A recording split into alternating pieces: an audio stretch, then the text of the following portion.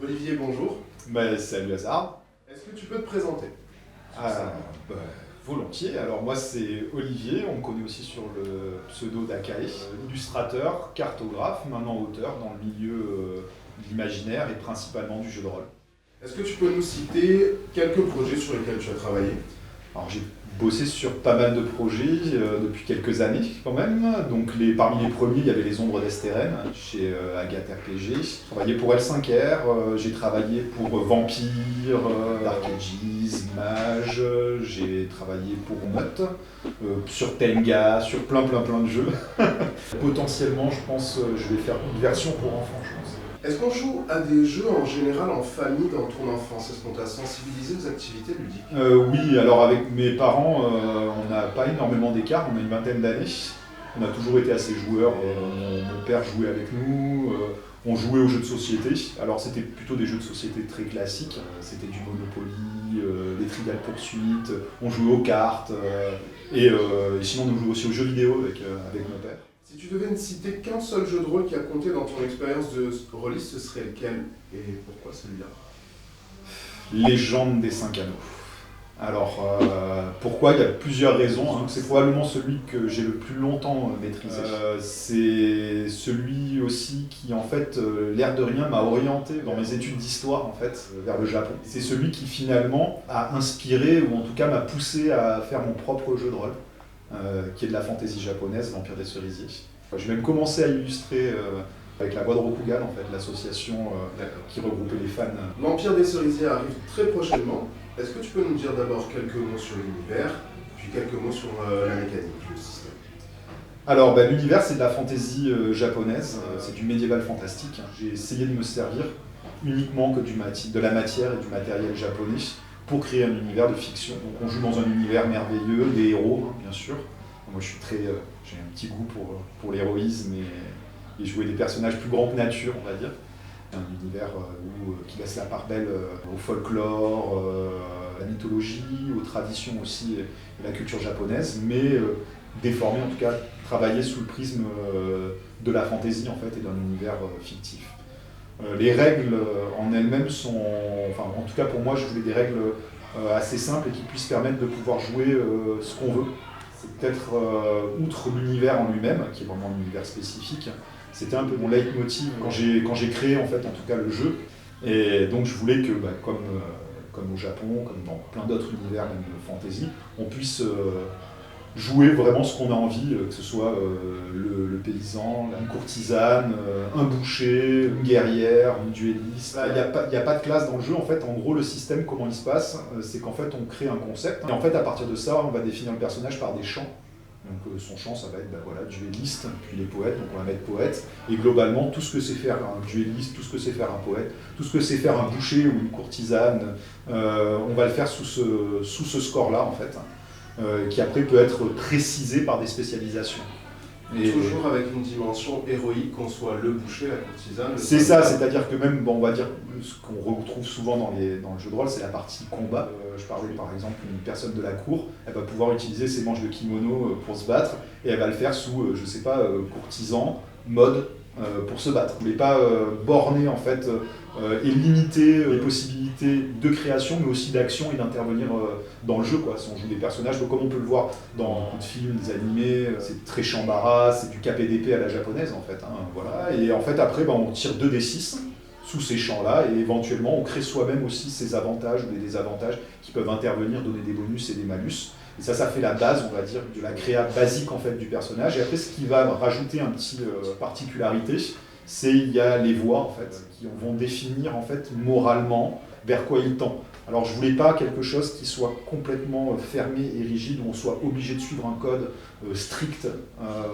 Alors si on a envie de jouer un personnage qui suit ses valeurs et ces codes strictement, on peut. Donc là, on a un ensemble de voix qui sont décrites. Donc il y a la voix par exemple Kaminomichi, qui est la voix de Kami, où on a plutôt tendance, là c'est des personnages qui sont plus tournés vers le respect de la nature, les forces naturelles, les esprits, la voix de l'arc et du cheval, qui est un peu, enfin au Japon, qui a été un peu le précurseur du Bushido, et qui est plus un code guerrier. Mais ouais, si on veut créer sa voix, on peut très bien. Et c'est pareil pour la magie. Il y a un ensemble de magies entre guillemets, hein, parce qu'on est dans un monde merveilleux justement qui laisse la part belle aux esprits et à la magie et autres. En quoi l'Empire des Cerisiers est un jeu fait pour les néophytes et aussi pour les enfants? Là, actuellement, les jeunes sont pas mal touchés par la pop culture japonaise, donc je pense qu'ils auront plus de références. Peut-être nous, on avait le Club Dorothée à l'époque en termes de références, et ça s'est un peu plus développé et tout, quoi. Tous les enfants ont au moins un animé de japonais qu'ils peuvent citer. En fait, le système en lui-même est relativement simple, on peut vraiment enlever des blocs et vraiment le simplifier, et vraiment le système 2D6 rajouter des plus 1, plus 2, c'est très facilement, la prise en main est très facile. En quoi l'Empire des Cerisiers est-il fait pour les joueurs confirmés? Disons que je pense que il fournit un univers qui est assez dense, l'air de rien. Donc pour ceux qui aiment bien avoir un univers consistant, il y a de la matière, il y a tout un véritable univers qui a été construit derrière. C'est pas juste des références japonaises qui ont été agglomérées les unes aux autres. Justement, en fait, la possibilité de mettre ce curseur sur différents niveaux va permettre à des maîtres de jeu qui ont l'habitude de pouvoir, avec leurs joueurs, créer leur propre aventure. Vraiment. Quelle est la démarche pour produire un système, une mécanique qui est en accord avec l'univers qui la sert? Comment ça s'est passé pour toi? Qu'est-ce que tu en dirais? Alors moi, le projet de l'Empire des Cerisiers il est un peu particulier. Il a été fait en plein d'étapes et au final, le produit fini, qui est sous presse, qui arrive bientôt, c'était pas du tout le projet initial en fait. Donc au tout départ, en fait, c'était un petit bout d'univers où justement je voulais faire jouer dans un univers japonisant, fantasy, mes joueurs et disons et faire jouer ce que j'avais envie. Donc j'avais fait un petit bout d'univers, mais vraiment quelques notes, c'était vraiment pour jouer entre nous avec un petit bout de système. On a fait quelques parties dedans. Et en fait, disons que cet univers en fait, s'est nourri mentalement pendant des années de mon travail, même en tant que chercheur en histoire, où j'ai travaillé sur les relations entre l'Europe et l'Asie, notamment le Japon. C'est nourri de mes inspirations graphiques, des inspirations cinématographiques, séries, mes lectures et autres. Et donc j'ai développé tout un imaginaire personnel en fait. Et plusieurs années après, je suis revenu, j'ai commencé à faire de la carte, des petites cartes en fait de cités dans un univers japonisant. Et c'était pour moi, parce que j'avais envie de m'exercer à ça. Et j'ai créé une carte que j'ai appelée l'Empire des Cerisiers en fait. Et j'ai mis ça dans cet univers personnel en fait. Et j'avais ce petit bout de système. Et donc mon éditeur Mathieu Saintou, donc Arcane Asylum Publishing, à l'époque je travaillais avec lui en cartographie sur d'autres projets. Et je lui dis j'ai ce petit, j'ai une série de cartes, si tu veux, on peut faire une sorte de petit artbook cartographique, mais j'aimerais bien y glisser un fond des petites règles, 4-5 pages en fin de bouquin, et glisser un petit univers à travers tout ça, définir un petit univers. On est rôliste, même si c'est un artbook de cartographie. Et en fait, il me dit ouais, c'est une bonne idée et tout. Et en fait, il m'a contacté, il me recontacte 2 semaines après, et il me dit non, on va faire un vrai jeu de rôle. Et donc là, en fait, du coup, je me suis retrouvé à me dire. Voilà, donc du coup, le système, donc j'avais l'univers, en fait cet univers, ça m'a un peu intimidé parce que je me suis dit mince, j'avais pas du tout prévu ça, et là on part sur un vrai jeu de rôle, et en fait j'ai commencé à écrire et c'est parti tout seul en fait, ça a déroulé. En fait le système, je suis resté sur ce système parce qu'en fait pourquoi 2D6? J'étais parti sur le principe que tout le monde a 2D6 à la maison, même si on n'est pas rôliste. On trouvera dans une boîte de Monopoly, voilà, de bonne paye, 2D6, on les trouve sans problème et donc on peut jouer avec. La motivation pour garder en fait finalement ce système avec les 2D6, et petit à petit en fait, en même temps que le monde se construisait, j'ai rajouté des modules. Donc, je voulais vraiment le principe, la base très simple, on crée ce qu'on veut, et qu'en fait tout ce qui se rajoute, le crunch en plus, soit des modules qu'on puisse intercaler, voire en rajouter. J'ai conçu le système un peu comme l'univers. Alors l'univers est vraiment, il est vraiment, il y a un vrai univers avec des secrets et autres, enfin toutes des intrigues. Mais je voulais qu'en fait les joueurs, les MJ puissent y jouer ce qu'ils aient envie. Et je voulais que les règles puissent en fait permettre ça. Donc en fait il y a une certaine peut-être liberté qui peut des fois un peu intimider, mais en fait c'était un peu le gage pour que justement tu puisses jouer ce que tu as envie. Avec bien sûr on joue des héros et on est dans un univers merveilleux, c'était vraiment ce que je voulais garder absolument, le rapport à tout ce merveilleux, tout ce folklore, toute cette culture que je voulais garder en fait. En tant qu'illustrateur, comment on met en image les idées d'auteurs? Ça dépend vraiment des auteurs, ça dépend des éditeurs, ça dépend des projets. Il y a des projets qui sont superbes, qui en tant que joueur par exemple, ou en tant que meneur, ou même à titre personnel pourraient me plaire, mais graphiquement en fait je ne me sens pas à l'aise. Donc maintenant j'ai le choix de pouvoir choisir globalement sur quoi je travaille. Vu que l'univers me parle, les commandes vont me parler, donc forcément c'est assez naturel. Mais sinon après on répond à un cahier des charges en fait. Donc des fois il y a une charte graphique qui est déjà établie. Ça dépend quand on est plein d'illustrateurs, ça arrive qu'on ait de nombreux illustrateurs. Donc en fait on a une ligne de conduite générale à tenir. Après en règle générale on vient nous chercher pour notre style. Donc ça c'est arrivé que je travaille sur des projets où on me dise non mais est-ce que tu peux te diriger vers là? Et puis au bout d'un moment en fait tu te rends compte que tu forces en fait dans un sens où tu n'as pas envie d'aller. Et c'est pas forcément une satisfaction. Alors c'est enrichissant professionnellement, en termes techniques ou autres, mais bon c'est vrai que ça peut être un peu frustrant. Mais bon ça reste assez rare. En règle générale, majoritairement mes éditeurs et les auteurs me laissent en fait triper et délirer et aller globalement vers là où j'ai envie d'aller. Après aussi parce que je fais pas, enfin j'espère, je ne vais pas non plus faire mon caprice de diva et imposer à l'auteur un style qui ne lui conviendrait pas. C'est pas le but, quoi. Au contraire, c'est son jeu. Enfin, on se l'approprie un peu quand on illustre, hein. Mais justement, le but, c'est que l'auteur il soit super content, quoi. Sinon, c'est la satisfaction au-delà. L'éditeur, c'est bien quand il est content. La satisfaction ultime quand on bosse là-dessus, c'est que l'auteur il ait des petites pépites dans les yeux et qu'il soit super content en fait de la collaboration, quoi. C'est vraiment le plus important. Après la cerise sur le gâteau, c'est que ça plaise au public et autres, quoi. Quand on travaille sur l'univers de quelqu'un d'autre, je pense qu'il y a quand même une part où il faut se mettre au service de l'univers et de l'autre, en fait, tout simplement. D'accord, mais tu dirais qu'un jeune illustrateur, ou illustratrice, tu suggérerais de quand même essayer un maximum de faire des choses qui te parlent déjà, C'est difficile ça à dire. En fait, il y a tellement de parcours différents en tant qu'illustrateur. Il y a des illustrateurs qui arrivent qui sont super jeunes, qui sont très doués et qui ont un style super affirmé.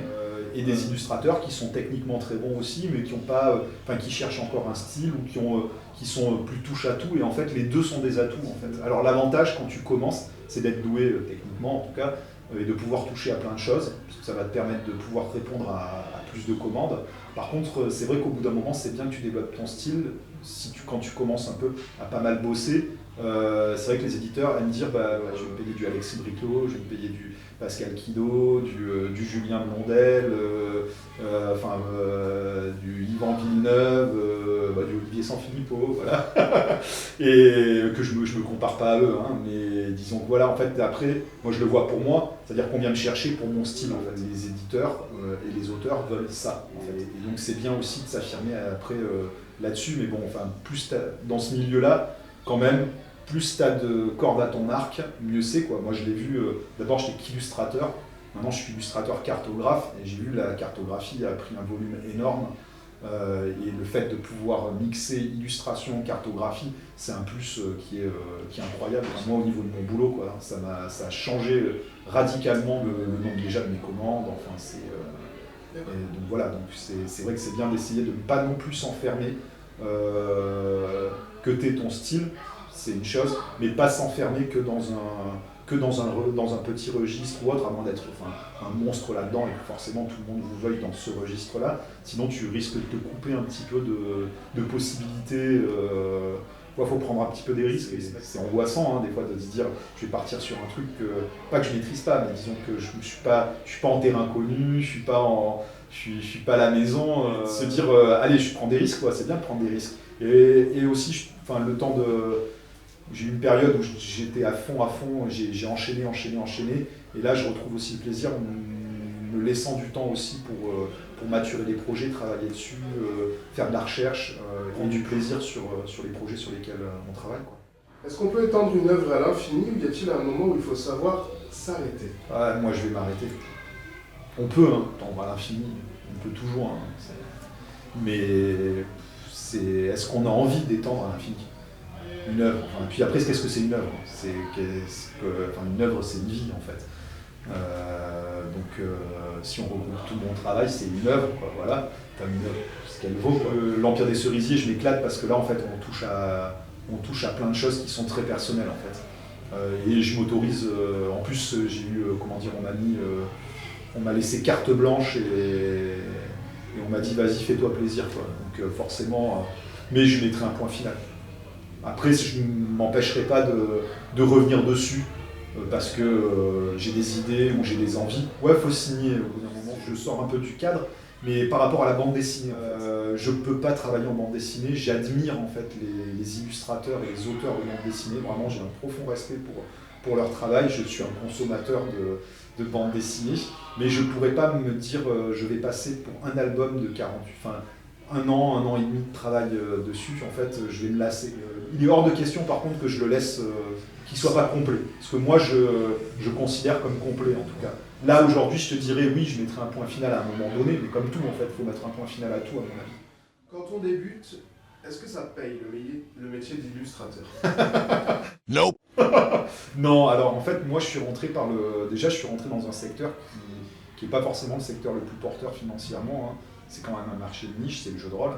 Il y a des secteurs qui payent beaucoup mieux quand on est illustrateur, je pense notamment aux jeux vidéo. Puis moi je suis rentré par le biais de Fanzina et autres. Donc, j'ai fait petit à petit ma niche et mon chemin à l'intérieur du milieu. Enfin, faut pas se leurrer, c'est galère, c'est un métier qui est précaire. Ça a été des années de travail avant d'arriver à en vivre. Et malgré tout, ça reste précaire. Il y a des mouvements et revendications que je suis et que j'approuve au niveau de différents syndicats d'auteurs et tout. On sait que c'est un métier précaire. Enfin, artiste-auteur, ça c'est au sens large, ça regroupe aussi ce qui écrit. Illustrateur, on reste quand même, je trouve en tout cas mieux loti. Si j'ai un conseil à donner, c'est d'éviter de se brader. Vraiment en fait, parce que globalement je comprends que quand on débute, on a envie absolument d'être édité. Je ne mets pas ça en cause du tout. On l'a tous fait travailler pour chez Pain. Mais en fait finalement, on va tomber sur des personnes qui profitent justement de cette précarisation et de savoir qu'il y a des gens qui seront prêts à travailler pour pas grand chose, pour tirer les tarifs vers le bas. Et en acceptant le moins possible ce genre de choses, on tire le milieu en tout cas, et les pratiques vers le haut. Il y a des branquignoles dans le milieu, chez les éditeurs, qui profitent clairement de la situation et qui en jouent même affectivement et moralement pour entretenir des salaires, des prix, des tarifs très bas. Alors, il y a des personnes qui ne peuvent pas faire autrement parce que c'est des toutes petites structures. Après, j'ai attention, je cible, il y a personne qui est ciblé là-dessus. Mais bon, après, c'est pas le pire des milieux. Disons, franchement, au contraire, je veux dire, le milieu du jeu de rôle reste quand même... j'ai quelques expériences ailleurs et on s'attend à ce que, avec des gros et autres, ce soit mieux. Et en fait, finalement, si je reste aussi dans le milieu du jeu de rôle principalement, c'est parce que j'y suis particulièrement bien. C'est un milieu comme un autre, qui est fait d'êtres humains, mais c'est quand même un milieu où on fait des rencontres humaines qui sont géniales. Voilà, quoi. Mais non, au début, clairement, quoi. Enfin, ça paye mal au début, c'est dur, c'est dur comme métier. Moi, je le dis franchement, j'ai été très bien épaulé familialement. Et si j'en suis là aujourd'hui, c'est pas tout seul que je suis arrivé. Aujourd'hui, tu es un des illustrateurs les plus reconnus dans le milieu du jeu de rôle. Est-ce que ça paye bien, plus quand on débute, mais quand on en est à ton statut? Je travaille avec des gens qui respectent mon travail, qui respectent la valeur du travail. Et il y a des plafonds que certains éditeurs ne peuvent pas dépasser parce que des questions de budget et autres, on n'est pas dans l'industrie du cinéma ou du jeu vidéo, clairement. Je gagne correctement ma vie. Après, je fais des incursions aussi ailleurs. Après, je ne gagne pas des milliers et des cents, mais disons que j'ai fait aussi le choix maintenant de choisir les projets sur lesquels je travaille, avec qui je travaille, et de me laisser le temps sur les projets et aussi de m'occuper de ma famille. Est-ce que c'est un métier qui est particulièrement taxé? Est-ce que c'est difficile d'être autonome dans ce métier? Là, on touche vraiment au statut d'artiste-auteur. Donc là, on englobe les illustrateurs, auteurs, on peut englober aussi les traducteurs, enfin des tas de... c'est vraiment un métier ultra précaire qui est quasiment pas reconnu par l'État, enfin très mal reconnu par les institutions. précaire au niveau, pas que financier déjà, c'est-à-dire que je ne sais plus combien c'est, mais je crois que c'est 40% vivent sous le seuil de pauvreté, artistes-auteurs tout confondus. On a des cotisations qu'on paye, il y a eu des tas de problèmes, notamment avec les AGSA, on dépend. Quand on travaille pour l'édition, qu'on perçoit des droits d'auteur d'édition, on était sous l'AGSA en fait. Donc maintenant c'est l'URSSAF qui récupère tout ça, c'est un vrai bordel aussi, hein. Mais disons que au moins il y a un institut, en tout cas j'ai plus de réponses et de retours de l'URSSAF et j'arrive mieux à avoir quelque chose d'un peu plus clair, même si c'est pas gagné, il y a encore vraiment plein de problèmes. On nage au milieu de tout ça. Maintenant, il y a pas mal de sites et de moyens et de ressources qui militent et qui défendent les auteurs. Donc il ne faut pas hésiter à se rapprocher des organisations qui nous intéressent le plus. C'est du n'importe quoi. Voilà. J'ai ça, là, il y a eu le rapport Racine qui a été rendu avec des recommandations assez claires et un état des lieux assez objectif du milieu et du sinistre en fait. Mais bon, il y a des ressources maintenant sur internet pour un jeune illustrateur qui débute. Il ne faut pas qu'il hésite à se tourner vers ces ressources. Est-ce que ça apporte quelque chose de recevoir un prix ou est-ce que ça prend surtout à la poussière à la maison? Ça dépend quel prix. Hein. Moi, il y a un prix notamment ça fait surtout plaisir. C'était le prix en cartographie. Alors c'est pour une œuvre commune, mais disons que c'est moi qui ai réalisé, qui ai conçu en fait les cartes qui ont été primées. C'était avec les Ombres d'Estérène, avec Agathe Édition. En fait, dans les 2 semaines qui ont suivi les New Awards, j'ai commencé à avoir des éditeurs, même anglo-saxons, qui m'ont contacté. Vraiment, en fait. Ça a été significatif. Enfin, il y a eu le avant, il y a eu le après. Est-ce que l'auteur-illustrateur a son mot à dire sur la façon dont le financement est exploité? Moi, le projet de l'Empire des Cerisiers, on l'a fait en commun, quoi. C'est-à-dire, il n'y a aucun des paliers qui m'a été imposé ou des goodies, de ce qui ont pu être débloqués. On a tout fait ensemble, en fait. Donc là, moi, j'ai quand même eu la main mise. Après, il y a des aspects que je ne maîtrise pas du tout, donc je ne peux pas. Mais je veux dire, sinon, moi, l'Empire des Cerisiers, j'ai eu l'immense chance, en fait, de travailler avec Mathieu et toute l'équipe, en fait, qui m'a laissé vraiment, c'est mon projet, c'est mon jeu, c'est le nôtre, hein, maintenant, parce que c'est plus...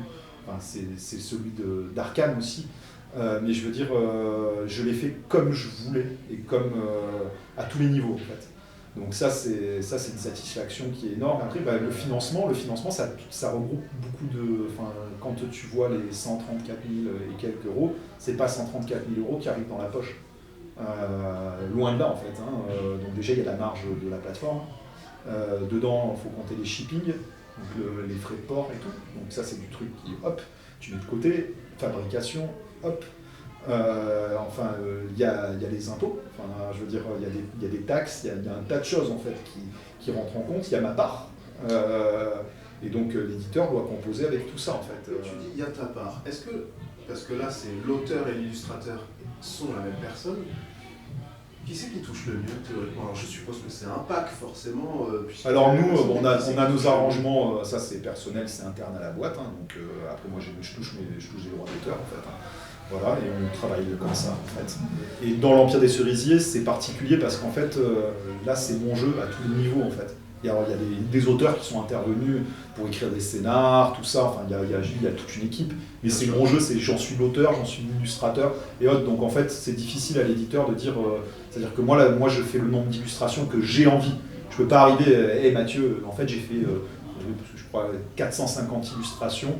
Je t'ai pas laissé le choix et voilà, là c'est dégueulasse quoi. Tu t'arrives, tu dis ouais, j'ai fait une 40aine de plans et tout, voilà, non, là c'est moi qui décide ce que je veux, ce que je fais, et donc on a c'est contractuel. Après, en règle générale, sur les autres projets, je suis pas payé en droit d'auteur. Enfin, c'est considéré comme de l'avance sur droit hein, en France, hein, même une facture, mais en fait on est payé à la pige entre guillemets. C'est-à-dire à la commande, c'est-à-dire on va estimer, on va faire un devis, on va estimer combien de temps, moi c'est comme ça, hein, combien de temps va prendre tel travail, et je vais te facturer, ça fait tant en fait. C'est le boulot de freelance, quoi. Voilà. On n'est pas salarié, donc c'est pas... donc en fait, la plupart du temps, les illustrateurs en tout cas travaillent comme ça, C'est-à-dire qu'on demande un forfait, en fait.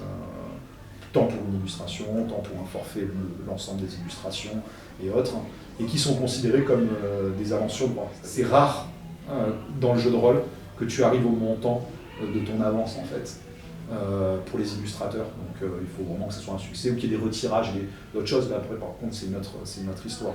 Dans le jeu de plateau, jeu de société plus classique, et les jeux de plateau, tout, c'est une vraie avance sur droit. C'est souvent l'illustrateur, il va illustrer tout le jeu. Il est considéré comme un auteur à part entière. Il y a l'auteur qui a créé la mécanique, le jeu, tout ça, et il y a l'auteur, graphiste, illustrateur. Et là, en fait, eux vont percevoir après au bout d'un certain nombre de boîtes. Bon, après, souvent, ça dépasse aussi le nombre qu'on vend par rapport au jeu de rôle.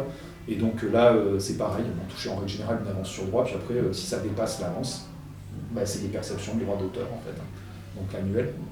Mais dans le jeu de rôle, c'est souvent l'illustrateur le mieux loti, pour être honnête. En tout cas. Sur 134 700 €, combien un cahier touche? Ça ne vous regarde pas. Comment est-ce que tu es rémunéré par rapport à un jeu? Donc il va arriver, il sera vendu, combien tu touches? En fait, c'est un pourcentage qu'on discute avec l'éditeur. Donc, en fait, alors souvent quand tu es en pourcentage, quand même, bon là c'est mon jeu et autres, c'est pour revenir sur avant, tu touches pas, il faut être honnête, tu touches pas ce que tu aurais dû facturer normalement, clairement. Mais après, c'est ton jeu. En tant qu'illustrateur, Ouais, en tant qu'illustrateur, oui, en tant qu'illustrateur, si j'avais dû facturer ça, c'est un montant exorbitant, ce qui est normal en fait, mais c'est mon jeu en fait. Et c'est mon choix surtout, c'est-à-dire que si c'est pas parce que je le fais là que je le ferai nécessairement ailleurs. Ça c'est personnel parce que j'avais envie, puis c'est comme ça. Et donc là tu prends un pari sur, on voit que ça a fonctionné, qu'il y a une demande, etc. Et donc potentiellement il peut y avoir des traductions, tout ça et autres. Et que tu sais que tu vas toucher un pourcentage sur des droits d'auteur sur tout ce qui est vendu de l'Empire des Cerisiers. Donc en fait, c'est pas la même démarche en fait à ce niveau-là que quand tu es en gros un mercenaire entre guillemets et on vient te contacter, tu dois faire un tel plan pour tel jeu, t'as pas le même affect aussi. C'est pas la même, tu t'éclates autant, c'est pas et tu mets autant de travail et c'est pas que tu t'en prends un plus ou moins à la légère ou autre, mais c'est pas la même, c'est ton univers, c'est à toi, tout est à toi en fait, donc c'est pas pareil, c'est pas comparable. En tant qu'auteur, est-ce que quel pourcentage on touche en tant qu'auteur et est-ce que ça te paraît raisonnable, est-ce que ça te paraît suffisant, est-ce que c'est pas assez? Est-ce que c'est légitime la part du commerçant, du distributeur, de l'éditeur? Disons que, soyons très clairs, en règle générale, les plus mal lotis, c'est les premiers de la chaîne, quoi. C'est l'auteur, ceux qui suivent l'éditeur, parce qu'il ne faut pas non plus se leurrer, l'éditeur, la plupart n'en vivent pas, il y en a beaucoup dans le jeu de rôle, je parle, il y en a beaucoup qui ne dégagent pas de quoi se payer un salaire, il y en a qui en vivent, attention, mais ça reste, c'est pas, ils ne sont pas à Dubaï ou dans les Caraïbes, voilà, donc c'est ceux qui investissent, on va dire, le plus de travail, et qui finalement, je pars sur un produit, c'est les cordonniers les plus mal chaussés, comme on dit. Mais bon, voilà, après moi je me plains pas, j'ai pas à me plaindre. Je travaille dans de très bonnes conditions, dans de bonnes conditions. Et puis quand tout est clair, en fait, c'est ça. Bon, après, c'est sûr qu'il y a certains secteurs, l'imprimeur il dit c'est temps, c'est temps. Et après, il y a le diffuseur, le distributeur. C'est avec les magasins, c'est ceux qui se prennent la plus grosse marge. Le distributeur-diffuseur, il doit prendre 30%, et un magasin entre 35, 30 et 45% sur un bouquin. Maintenant, tu es illustrateur et auteur. La question de qu'est-ce que tu préfères serait peut-être un peu trop simple parce que c'est des exercices différents. C'est deux choses qui sont complètement différentes en fait. Moi j'aime créer en fait. C'est-à-dire que finalement si je fais de l'illustration c'est parce que j'ai commencé à m'exprimer là-dessus. Je me considère pas comme un écrivain. Et je le retrouve un peu je le retrouve avec la cartographie notamment. Un peu dans l'illustration aussi. Mais disons que l'illustration ça va être un moment... on peut voyager dans une illustration et autres, on décrit des histoires, on décrit des tas de choses, et je pense que c'est tout ça en fait qui motive l'ensemble en fait. Mais j'ai besoin, c'est-à-dire que même avant d'écrire mon propre jeu de rôle, j'ai toujours écrit en fait, des bouts d'univers, des choses, il y a des choses aussi, ça par contre que je partagerai pas ou jamais. Mais C'est quoi le développement pour les projets actuels et est-ce que tu travailles sur de nouveaux projets, peut-être une petite exclue je continue à bosser sur Gods, chez Arcane Asylum Publishing, l'Empire des Cerisiers, il y a la suite. J'écris actuellement Yokai, c'est un titre provisoire, des autres suppléments qui sont parallèles, qui se développent un peu. Alors on a des projets en fait, des projets perso, des choses que j'ai un peu partagées avec des cartographies, Medfan, donc notamment un projet qu'on a avec Aldo, qui s'inscrit dans ce projet-là et donc qu'on va développer petit à petit. Là actuellement en fait je travaille sur Célestopol, la cité de Célestopol, donc c'est un ensemble de nouvelles qui est une cité russe sur la Lune. J'ai fini et que j'ai rendu, c'est la carte pour Maxime Chatham pour son prochain roman. Alors le titre, en tout cas le titre qui a été donné, c'est L'Illusion. La sortie c'est pour octobre, enfin pour l'automne. Si un truc pouvait tomber sur le jeu de rôle aujourd'hui, ce serait quoi? Qu'est-ce qui pourrait être fait qui apporterait vraiment un plus au jeu de rôle? Je pense qu'il se développe, qu'il continue à se développer comme ça, en fait, qu'on arrive à toucher le grand public. On est dans la mouvance avec tous les actual play qui commencent à se développer. On voit qu'il y a quand même une transformation en fait, du milieu. Est-ce que tu pourrais conseiller à nos spectateurs 3 œuvres, ce que tu veux? La série Malcolm, c'est une série qui m'a fait mourir de rire et kiffer pendant des années. La 5e édition de Donjons et Dragons. Il y a Alien RPG là, qui sort aussi. Un petit bijou. Samurai Champloo, parce que j'ai kiffé cette série manga, anime, la bande son est proprement géniale et elle était stupéfiante quand je l'ai écoutée. Un conseil aux joueurs au MJ? Faites-vous plaisir quoi. Enfin voilà, si j'ai un conseil, respectez-vous autour de la table, faites attention aux uns et aux autres. On remercie la Gamebox de nous avoir reçus, on vous mettra le lien, c'est un lieu là où vous pouvez venir faire du karaoké, un jeu de société, un jeu de rôle, du rétro gaming ou même un jeu vidéo actuel. Olivier, merci. Merci à vous carrément, merci à toi, merci à toute l'équipe, Graal TV, merci à Gamebox pour m'accueillir et c'était top carrément quoi.